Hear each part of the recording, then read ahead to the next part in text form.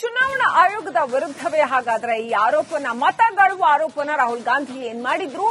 ಈ ಆರೋಪಕ್ಕೆ ಚುನಾವಣಾ ಆಯೋಗ ಕೌಂಟರ್ ಕೊಟ್ಟಿದೆ.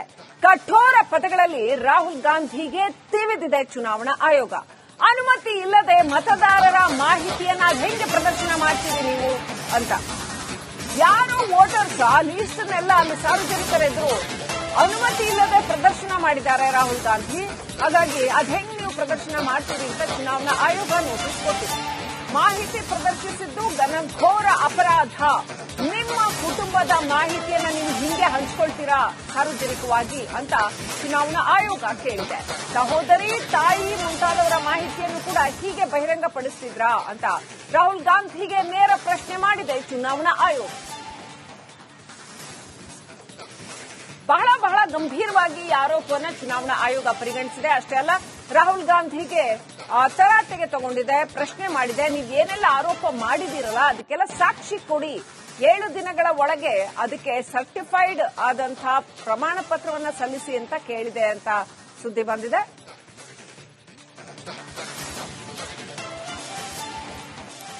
ಚುನಾವಣಾ ಆಯೋಗದ ವಿರುದ್ಧವೇ ಹಾಗಾದ್ರೆ ಈ ಮತಗಾಳುವ ಆರೋಪನ ರಾಹುಲ್ ಗಾಂಧಿ ಏನ್ ಮಾಡಿದ್ರು?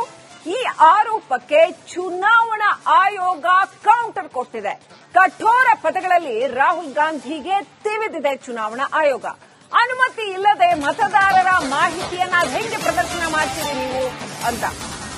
ಯಾರೋ ವೋಟರ್ಸ್ ಆ ಲೀಸ್ಟ್ನೆಲ್ಲ ಅಲ್ಲಿ ಸಾರ್ವಜನಿಕರೆದ್ರು ಅನುಮತಿ ಇಲ್ಲದೆ ಪ್ರದರ್ಶನ ಮಾಡಿದ್ದಾರೆ ರಾಹುಲ್ ಗಾಂಧಿ. ಹಾಗಾಗಿ ಹೆಂಗ್ ನೀವು ಪ್ರದರ್ಶನ ಮಾಡ್ತೀರಿ ಅಂತ ಚುನಾವಣಾ ಆಯೋಗ ನೋಟಿಸ್ ಕೊಟ್ಟಿದೆ. ಮಾಹಿತಿ ಪ್ರದರ್ಶಿಸಿದ್ದು ಘನಘೋರ ಅಪರಾಧ. ನಿಮ್ಮ ಕುಟುಂಬದ ಮಾಹಿತಿಯನ್ನ ನೀವು ಹಿಂಗೆ ಹಂಚ್ಕೊಳ್ತೀರಾ ಸಾರ್ವಜನಿಕವಾಗಿ ಅಂತ ಚುನಾವಣಾ ಆಯೋಗ ಕೇಳಿದೆ.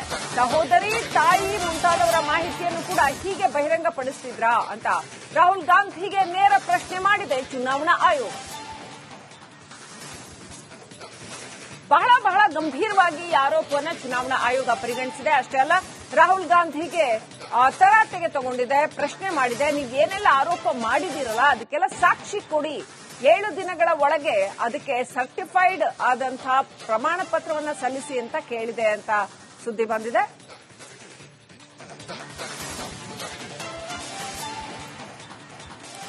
ಚುನಾವಣಾ ಆಯೋಗದ ವಿರುದ್ಧವೇ ಹಾಗಾದ್ರೆ ಈ ಮತಗಾಳುವ ಆರೋಪನ ರಾಹುಲ್ ಗಾಂಧಿ ಏನ್ ಮಾಡಿದ್ರು? ಈ ಆರೋಪಕ್ಕೆ ಚುನಾವಣಾ ಆಯೋಗ ಕೌಂಟರ್ ಕೊಟ್ಟಿದೆ. ಕಠೋರ ಪದಗಳಲ್ಲಿ ರಾಹುಲ್ ಗಾಂಧಿಗೆ ತಿವಿದಿದೆ ಚುನಾವಣಾ ಆಯೋಗ. ಅನುಮತಿ ಇಲ್ಲದೆ ಮತದಾರರ ಮಾಹಿತಿಯನ್ನ ಹೆಂಗೆ ಪ್ರದರ್ಶನ ಮಾಡ್ತೀರಿ ನೀವು ಅಂತ. ಯಾರೋ ವೋಟರ್ಸ್ ಆ ಲೀಸ್ಟ್ನೆಲ್ಲ ಅಲ್ಲಿ ಸಾರ್ವಜನಿಕರೆದ್ರು ಅನುಮತಿ ಇಲ್ಲದೆ ಪ್ರದರ್ಶನ ಮಾಡಿದ್ದಾರೆ ರಾಹುಲ್ ಗಾಂಧಿ. ಹಾಗಾಗಿ ಹೆಂಗ್ ನೀವು ಪ್ರದರ್ಶನ ಮಾಡ್ತೀರಿ ಅಂತ ಚುನಾವಣಾ ಆಯೋಗ ನೋಟಿಸ್ ಕೊಟ್ಟಿದೆ. ಮಾಹಿತಿ ಪ್ರದರ್ಶಿಸಿದ್ದು ಘನಘೋರ ಅಪರಾಧ. ನಿಮ್ಮ ಕುಟುಂಬದ ಮಾಹಿತಿಯನ್ನ ನೀವು ಹಿಂಗೆ ಹಂಚ್ಕೊಳ್ತೀರಾ ಸಾರ್ವಜನಿಕವಾಗಿ ಅಂತ ಚುನಾವಣಾ ಆಯೋಗ ಕೇಳಿದೆ. ಸಹೋದರಿ, ತಾಯಿ ಮುಂತಾದವರ ಮಾಹಿತಿಯನ್ನು ಕೂಡ ಹೀಗೆ ಬಹಿರಂಗಪಡಿಸ್ತಿದ್ರಾ ಅಂತ ರಾಹುಲ್ ಗಾಂಧಿಗೆ ನೇರ ಪ್ರಶ್ನೆ ಮಾಡಿದೆ ಚುನಾವಣಾ ಆಯೋಗ. ಬಹಳ ಗಂಭೀರವಾಗಿ ಈ ಆರೋಪವನ್ನ ಚುನಾವಣಾ ಆಯೋಗ ಪರಿಗಣಿಸಿದೆ. ಅಷ್ಟೇ ಅಲ್ಲ, ರಾಹುಲ್ ಗಾಂಧಿಗೆ ತರಾಟೆಗೆ ತಗೊಂಡಿದೆ, ಪ್ರಶ್ನೆ ಮಾಡಿದೆ. ನೀವು ಏನೆಲ್ಲ ಆರೋಪ ಮಾಡಿದಿರಲ್ಲ ಅದಕ್ಕೆಲ್ಲ ಸಾಕ್ಷಿ ಕೊಡಿ. 7 ದಿನಗಳ ಒಳಗೆ ಅದಕ್ಕೆ ಸರ್ಟಿಫೈಡ್ ಆದಂತಹ ಪ್ರಮಾಣ ಪತ್ರವನ್ನು ಸಲ್ಲಿಸಿ ಅಂತ ಕೇಳಿದೆ ಅಂತ ಸುದ್ದಿ ಬಂದಿದೆ.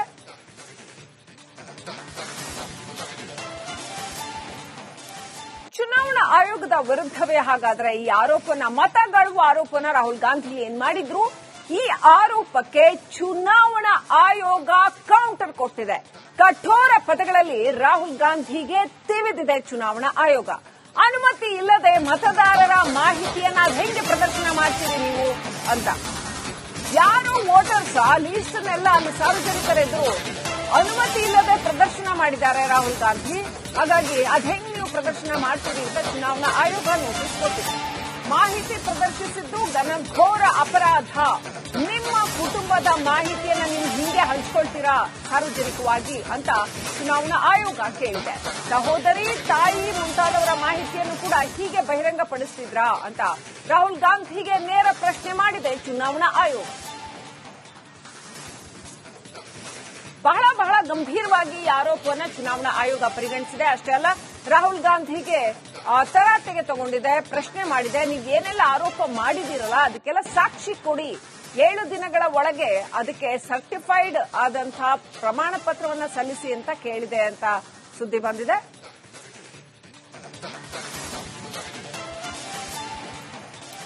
ಚುನಾವಣಾ ಆಯೋಗದ ವಿರುದ್ಧವೇ ಹಾಗಾದ್ರೆ ಈ ಮತಗಾಳುವ ಆರೋಪನ ರಾಹುಲ್ ಗಾಂಧಿ ಏನ್ ಮಾಡಿದ್ರು?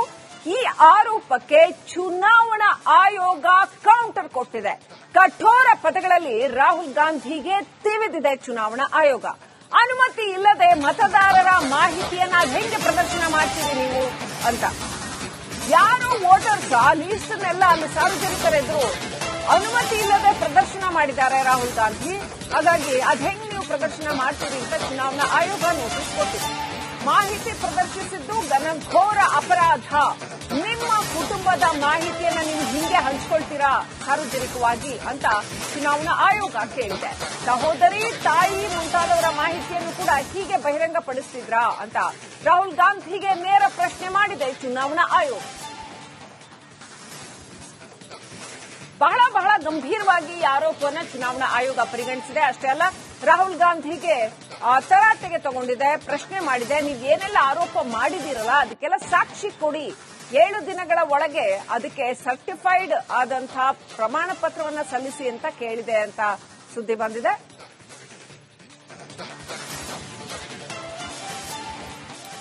ಚುನಾವಣಾ ಆಯೋಗದ ವಿರುದ್ಧವೇ ಹಾಗಾದ್ರೆ ಈ ಮತಗಾಳುವ ಆರೋಪನ ರಾಹುಲ್ ಗಾಂಧಿ ಏನ್ ಮಾಡಿದ್ರು?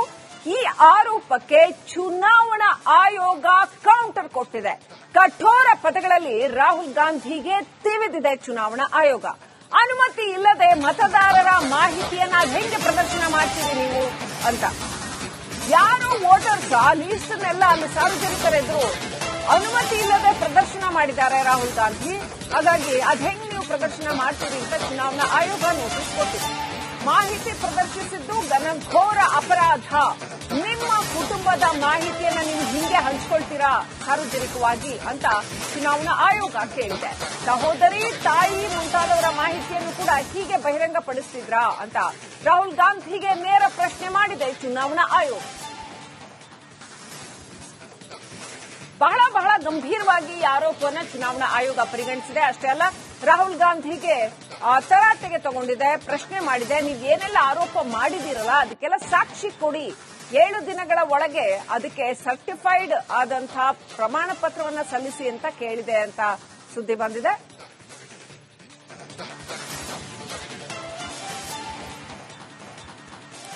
ಚುನಾವಣಾ ಆಯೋಗದ ವಿರುದ್ಧವೇ ಹಾಗಾದ್ರೆ ಈ ಮತಗಾಳುವ ಆರೋಪನ ರಾಹುಲ್ ಗಾಂಧಿ ಏನ್ ಮಾಡಿದ್ರು? ಈ ಆರೋಪಕ್ಕೆ ಚುನಾವಣಾ ಆಯೋಗ ಕೌಂಟರ್ ಕೊಟ್ಟಿದೆ.